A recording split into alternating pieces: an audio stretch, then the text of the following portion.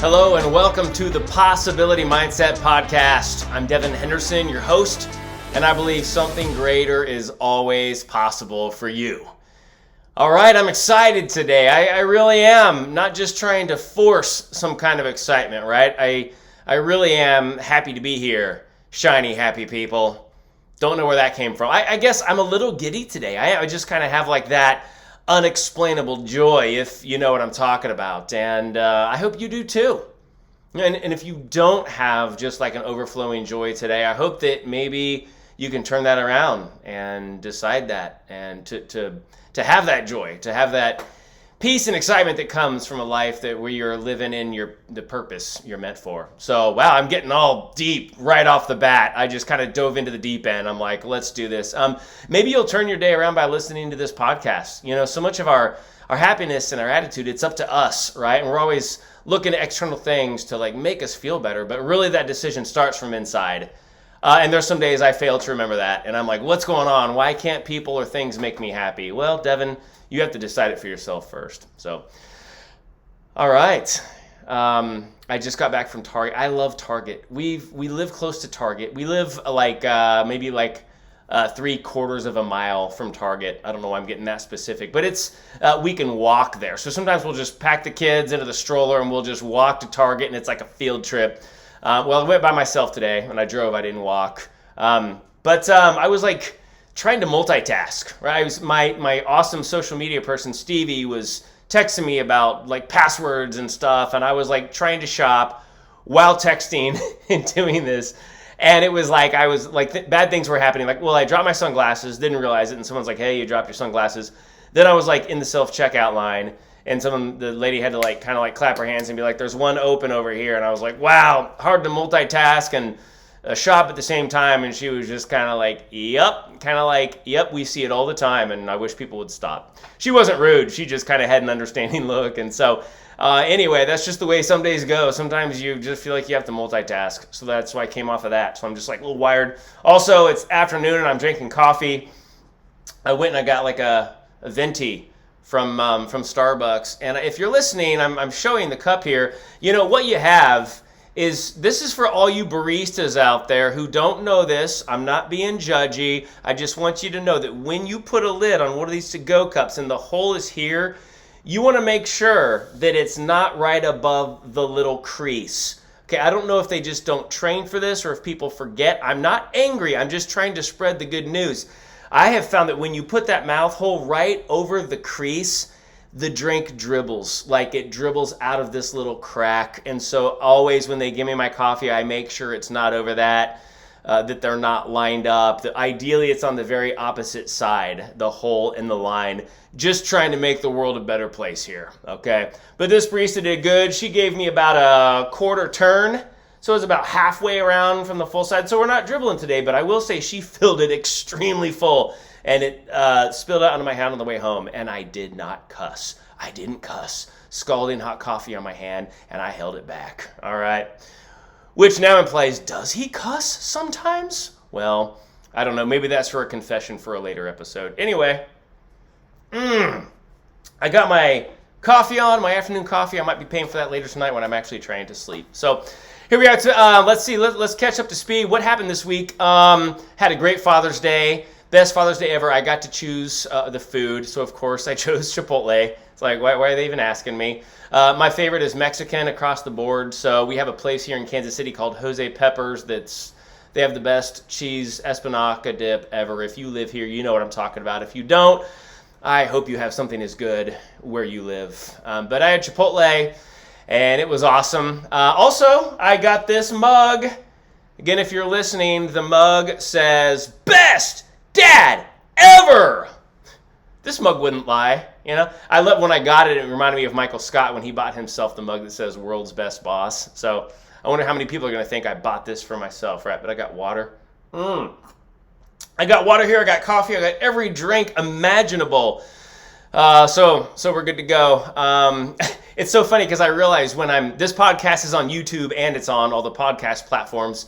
So I have to be aware if I'm ever showing something visual, I have to explain it to the listeners. And it reminds me of that game. Have you ever played that game? It's like an icebreaker game where you have one person who's looking at an object, and they have to describe that object to someone else who's blindfolded and cannot see the object, and it might be the most simple object. But then when you try to explain it in words, you start to realize how hard it is to explain things in words because we're used to just showing things. And one time I remember it was like a fly swatter, and this person looked at the fly swatter, thought this is going to be easy, and they were explaining it to the blindfold person, and they're like, okay, there's a square, and under the square there's an upside down triangle, and from the tip of that triangle you make a line going down, and immediately the blindfolded person's like, whoa, whoa, whoa, whoa, whoa.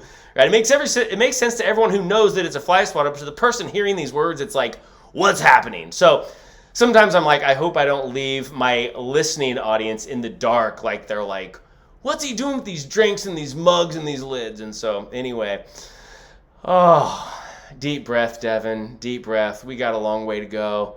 My goodness. Okay, other good things about Father's Day. Eva, my 6-year-old, lost her first tooth, so that was very exciting. She got a visit from the tooth fairy that night. She got $1. The tooth fairy's giving out dollars. When I was a kid, the tooth fairy was giving out dollars. Turns out most of my friends were getting like quarters and stuff. And I think my tooth fairy was like, wait a minute, what? Like, I'm giving you more money than the other kids. How does that even happen? How does the tooth fairy decide who's getting different amounts, right? So now the tooth fairy comes to our house and gives the kids $1. Well, we have 7 kids. How many teeth are a kid going to lose in a lifetime? How many baby teeth?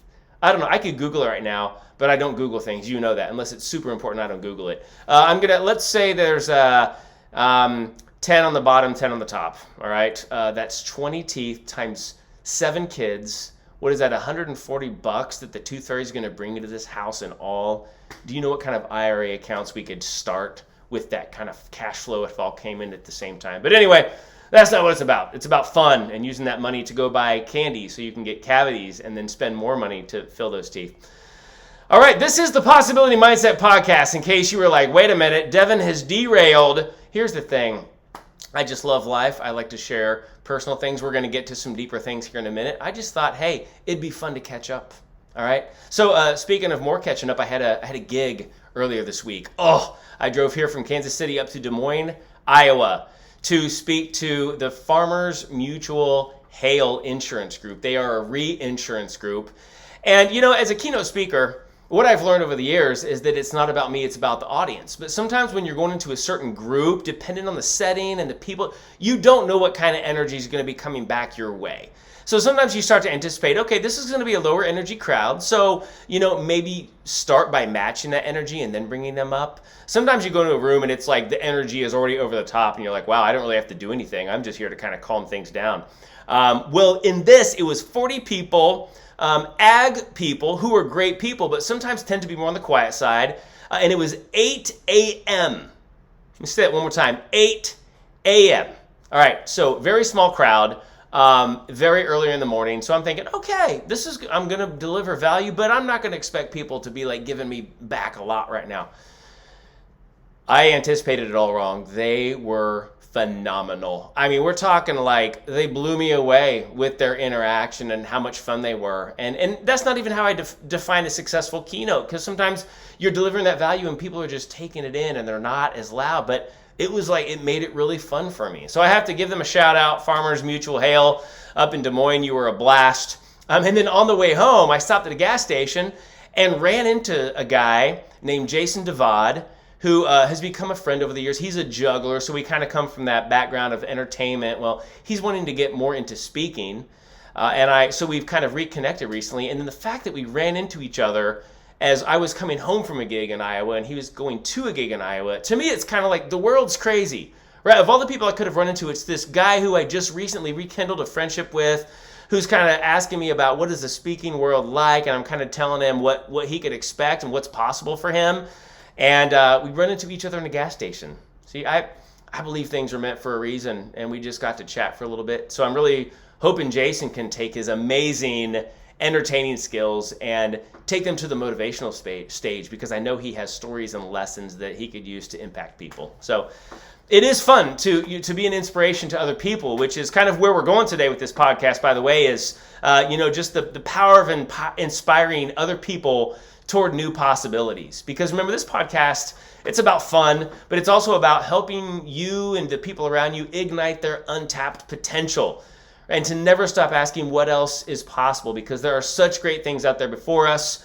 Sometimes it takes other people outside of ourselves who aren't so close to our greatness to recognize that greatness and to see the potential of how that can affect the world and impact other people. So we'll get there in a second. First, I want to take us to what's becoming my favorite segment. Even though this is only my third episode, I have so many ideas for this specific segment that I was actually thinking about starting over and renaming the podcast Confessions of a Motivational Speaker.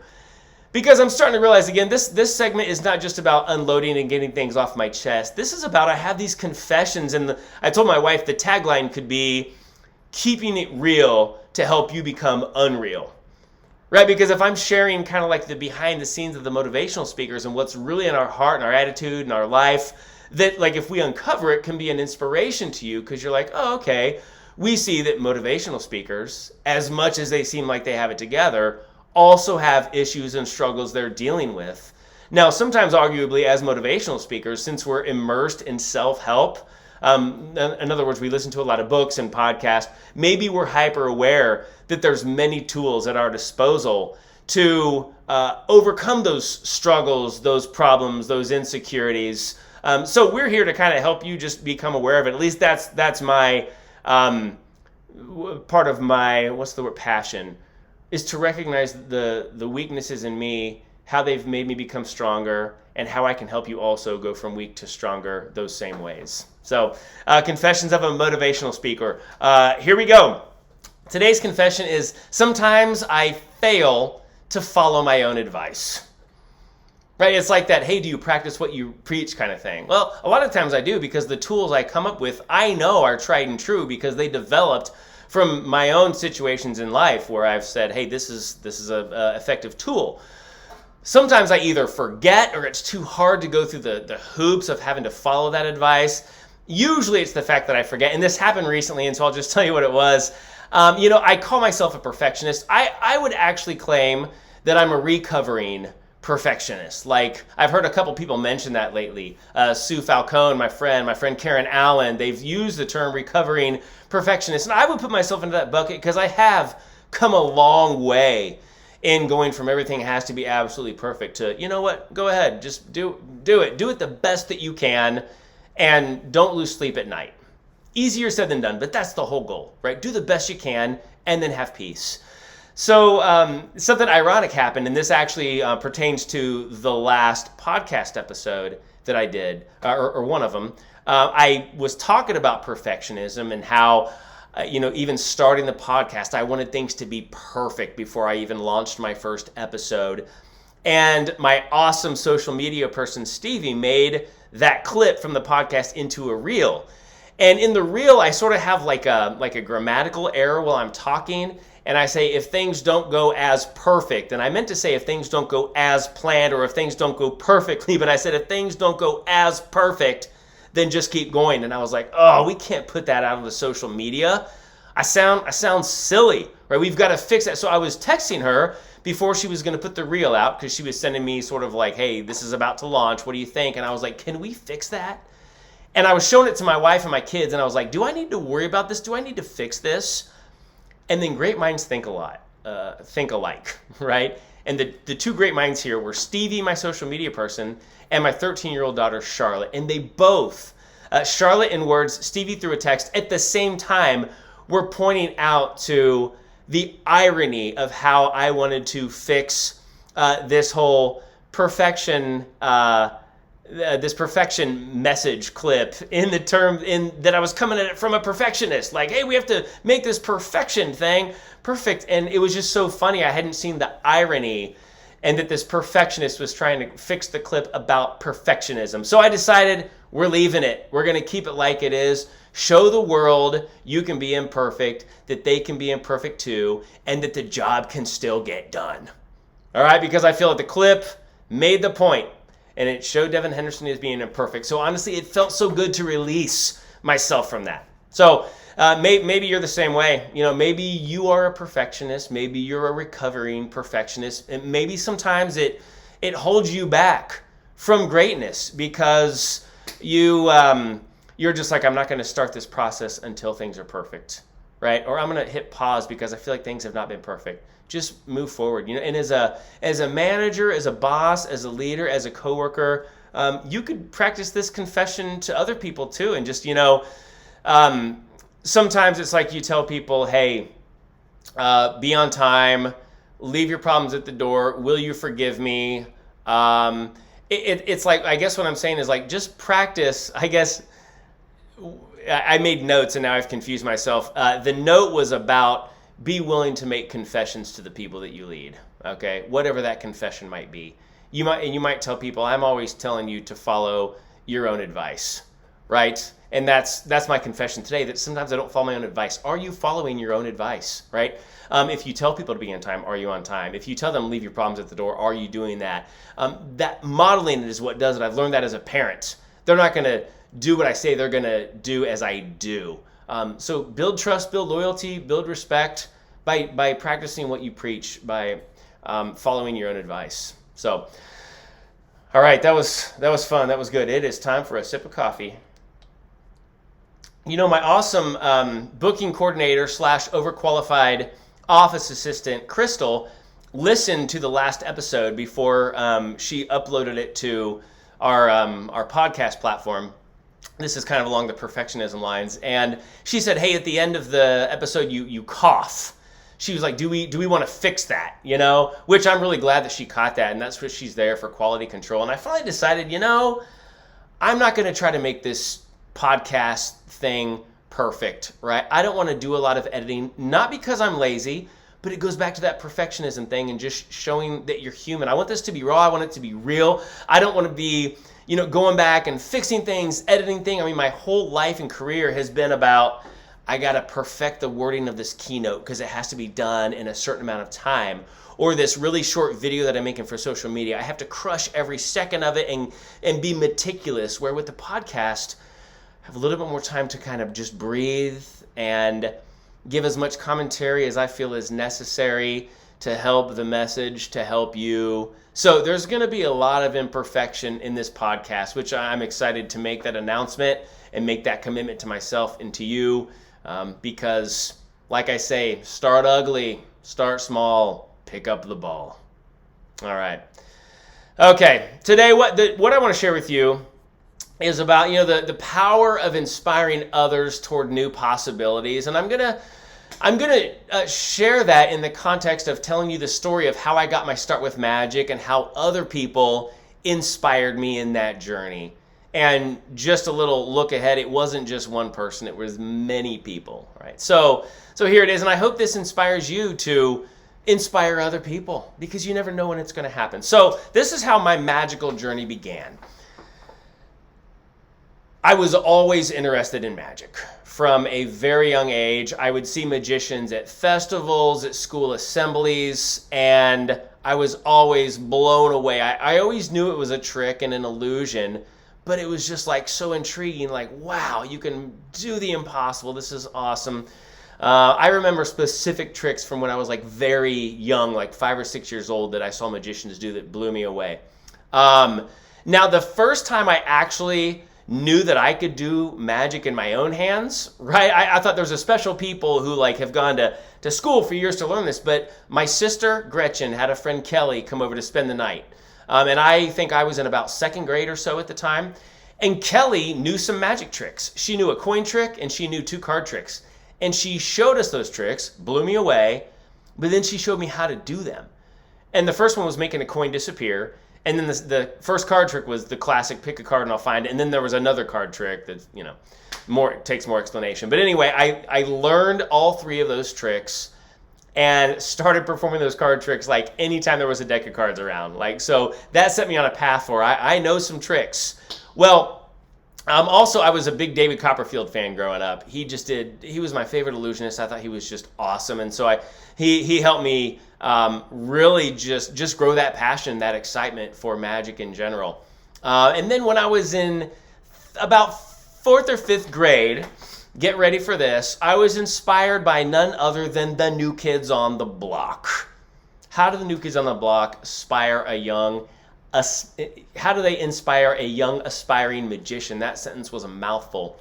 Well, Joey McIntyre, who was my sister's favorite from the New Kids on the Block, one time during it was like a backstage thing on one of our VHS tapes. They were doing backstage, kind of some B-roll stuff, and he was just doing this magic trick where he just shows his hand empty, and then he pulls a colorful scarf out of his hand, and I was like, whoa, that was awesome. And then he puts it back in, makes it disappear, and I was blown away by that, right? So I started asking people, hey, have you seen that trick that Joey McIntyre does? Of course, everyone's like, no. Why are you watching New Kids on the Block, Devin? Whatever. So anyway, finally, I knew someone whose uncle was a magician, and he told me how the trick worked, and I was like, you got to be kidding me. But there's apparently many methods to making it work. So when I was in 5th grade, 11 years old, right around the same time, soon after that, a magician came to my school, and was doing this awesome show. Well, check it out. He did that trick that Joey did with a handkerchief, disappeared and came back. And I was like, what? And I was like, it doesn't look like he's doing it the way that this other person told me it could be done. So I was like, how is this trick really done? Now, in that same show, this magician got me onto the stage.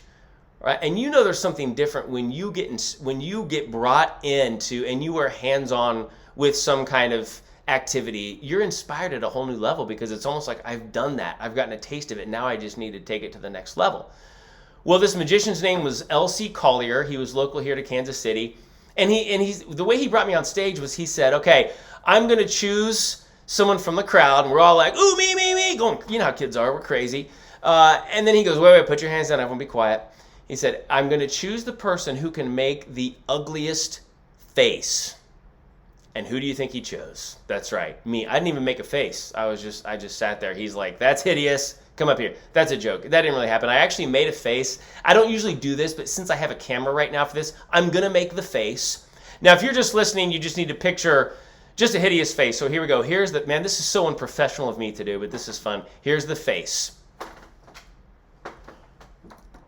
Okay, that's it. That's all you get. That was the face. Well, immediately he was like, get up here, you! So I'm like, yeah! So I go up to the stage. My friends are all clapping for me. He involves me in a trick, and it was so much fun. And now I've got this bug, right, where it's like, okay, I know 3 magic tricks. I love magic, but I am ready to become a magician. I mean, that was the pivotal moment for me where I was like, I decided I want to be a magician. So that night I went home. I was like, Mom, will you take me to the library so we can see if there are books on how to learn magic tricks? And so my mom, always supportive of me, said, of course. We went to the library, the Antioch Library. We checked out a stack of books about like this. It was like 10 or 12 books on how to do magic tricks. I took them all off the shelf, took them home, and I couldn't wait. I just on the car ride home, I start looking through the books. Now, what I'm really looking for is how to do the appearing and disappearing scarf trick, right? Because remember, that's the one I saw Joey do, and that's the one this magician did. And it had been explained to me, but I didn't believe that. I was like, there's got to be a bigger secret here. So I start looking through the books, trying to figure out, and I'm looking for in the index for handkerchief, hanky, silk, scarf, vanish, appearing, and I can't find that handkerchief trick. And I'm starting to look through all the books, and it's like not in any of them. Well, I didn't realize, but that like opened up the journey for me, because as I was looking for the handkerchief trick, I was finding other tricks that were also intriguing. I was like, it's not in here, but ooh, this trick looks cool. What's this magician doing with this rope, right? So I'm starting to read. So I'm starting to collect this information, right? That's going to eventually lead to like really my knowledge of magic just launching. So fast forward later, finally I figured out how to do the handkerchief trick. A friend's mom knew how to do it. I don't know. The mom's name was Stacy. And I don't know how she knew it. She explained it to me, and I was like, that makes perfect sense. Well, I called the local magic shop here in town. I didn't know there was a magic shop until that point. You're like, why didn't you just go to the magic shop in the first place? Finally, I looked in the yellow pages, and I was like, there's also a magic shop. Went to the magic shop. You can buy the trick where you make the handkerchief disappear and come back. It gives you the method. So I bought it, started doing that one, but guess what? By then, it had probably been months of me digging in magic books trying to find the handkerchief trick. So I had this whole repertoire now of not just the handkerchief trick, but also several card tricks, rope tricks, and coin tricks. And boom, I was a magician. I love it. So that was really kind of how that got started. Now, then fast forward to middle school. When I was about 13, I went to a summer camp, and there was a guy named Nick there who knew some card tricks. It was kind of like the way Kelly had card tricks. This guy, though, had kind of card tricks at a next level, so it added even more tricks to my card trick repertoire. Am I saying that right? Repertoire? It sounds like I'm trying to like be all cool and smart, but anyway, repertoire. These tricks were really cool. So I was starting to, learn more and more tricks from the books, from people at summer camp. And then this was like a game changer, right? Because up through high school, magic was always sort of like an on again, off again hobby. It would have its peaks and valleys because, see, there were other things I was interested in high school. Like I played piano. I was even in competitions. I was in drumline. I played snare, and we were in competitions, and I was really into that. I also played sports. I played soccer. I played baseball my freshman year. And so I had these other things that kind of edged magic out. Well, when I graduated at 18 years old, there's a magician who came on TV who just took my perception of magic and just made it just made it different. And here's what I mean. It was David Blaine. Okay, now if you're not familiar with David Blaine, he's a street magician, and his specials consisted of him walking around in various cities on streets, just walking up to people with a camera crew following him and doing some of the most mind-blowing magic I had seen up to that time. And I was like, who is this guy that's not David Copperfield on a stage with big boxes and assistants and animals and all these things, who's just walking around with things in his pockets, walking up to strangers and freaking them out? I was like, that's something I think I could accomplish today. Becoming a stage illusionist would take years because you got to like build a team, get the props, put rigs up in the theater and on the staging. But I was like, I already have a lot of knowledge of some of the tricks David Blaine is doing. All I needed to do is get out there and go do it. And so, of course, he was doing things I had never seen. And so I started emulating a lot of the tricks he was doing because I had enough knowledge of magic that I could figure it out, piece it together, work on it, and do it myself. And I remember I was like, I need a place to perform, meaning I need a place to walk around where there's people. Well, one of the first places I ever did that was at a garage sale in our neighborhood. And my next door neighbor, Michael Howell, shout out to Michael, we walked around that day while people were garage sailing, and I just got to do my close-up tricks over and over and over again. And I felt like David Blaine walking around my neighborhood doing these tricks. So that's what got me interested in street magic. I owe it to David Blaine. Well, as I went into college, I continued to grow my knowledge of magic and hone my skills, but it kind of became like it was before, like kind of ups and downs, ebbed and flowed. The passion now was stronger than it was in high school because there were less activities competing for my interest. Like I wasn't doing piano or drumline as much. I wasn't doing drumline at all, but sports weren't a thing, and so it was like, this was like my one hobby that I can kind of pour everything into. Well, I was in a fraternity at Kansas State University, which was a great opportunity because there's people around you constantly. You're living with like 60 other dudes. So anytime I need to try out a new trick, I can just walk to the next room and be like, hey man, pick a card. And they were always happy to because they loved it. But then also at parties when people came over, we had this unique thing in our fraternity. We had this magician, right? So other people were partying and I was like, doing magic, and it was just great. So through college, I was learning just like David Blaine level tricks. I was learning how to steal watches without people knowing it. In other words, pickpocket entertainment. And then through college, I had been doing magic since I was 11 years old. That's when the real journey started, when I first got that magic book. And by the time I graduated college, early 20s, I'm like embarrassed to say my age. I think I was 24. Because I took like a semester off, and anyway, I'm going to because I'm really smart, but I took a lot of time off, but I'm a smart guy. Anyway, right toward the end of college, I kind of came to this like place where I was like, what am I going to do here? Am I going to try for a life as a magician, or am I going to come back after I graduate and get a master's in marriage and family therapy? Well, right before I graduated, a group of friends and I, we went to go see another magician. His name was Andre Cole, who it turns out he was really, like, he and David Copperfield happened to be really tight.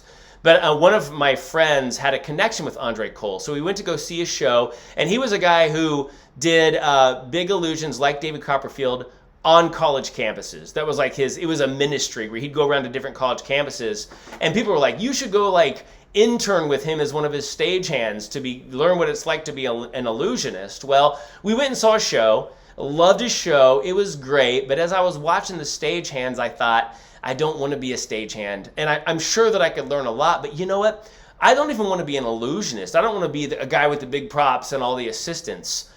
I want to be a close-up magician walking around at cocktail parties, kind of like street magic, but in ballrooms for corporate events. That was like the whole idea, right? That's what I want to do. Also, if I ever do any kind of stage act, I want to do a one-man comedy magic show, right? Where it's just me and my bag of props and my microphone, where I don't need all these other people. So that was a really enlightening moment for me, knowing it kind of helped me define exactly what kind of magical performer that I wanted to be. So that was sort of like the last straw, because right after that happened, I graduated, and then I had a semester off because I graduated in the fall. So I graduated in the December of '04.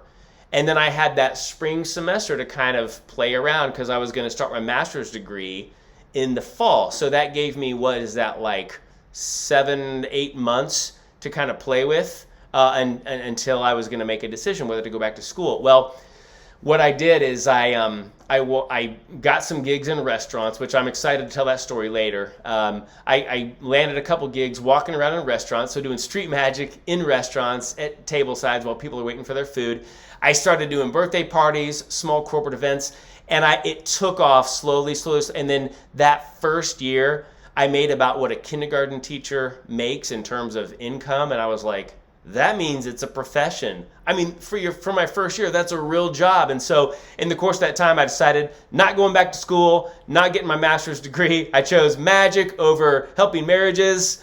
So that's where I am today. And the whole reason I'm telling you this story today is because if you think back on all those people who inspired me, I mean, it started with random magicians at festivals and school assemblies, and then my sister's friend Kelly, and then the magician Elsie Collier, David Copperfield, Nick, my friend at summer camp, David Blaine, Andre Cole, and there's even other people in the gaps in there that have inspired me.